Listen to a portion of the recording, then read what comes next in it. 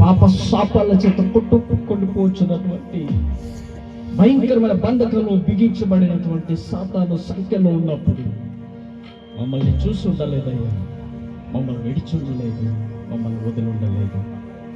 ఈ లోకంలో మమ్మల్ని ప్రేమించి నీకు నీవుగా తగ్గించుకొని బెత్లెహేము అనే పట్టణంలో మాకు నాయన విముక్తి ఇవ్వడానికి సామాన్యులుగా అవతరించి నాయన జన్మించినందుకు నీకు వందనాలు. ఏమిచ్చి నీ రుణం తీర్చగల ప్రభువా?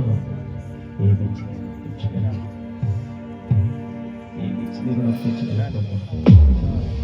అవాక్యము అమాత్రమే ఏమాత్రం నీ సన్నిధిలో సరితూగని భయంకరమైనటువంటి శిక్షలో అయా నాయన చిక్కిపోయిన మమ్మల్ని విడిపించడానికి నరుడుగా ఈ లోకానికి మానవ రూపనెత్తి మా మధ్యకు వచ్చినందుకు నేడు ఆయన బెత్లెహేములో అవతరించినందుకు వందనాలు. ప్రతి మనసుల దినాన్న నాయన నీ తేజస్సు కాంతి నింపండి, వాక్యం చేత నింపండి, వాక్యం చేత తృప్తిపరచండి ప్రభా.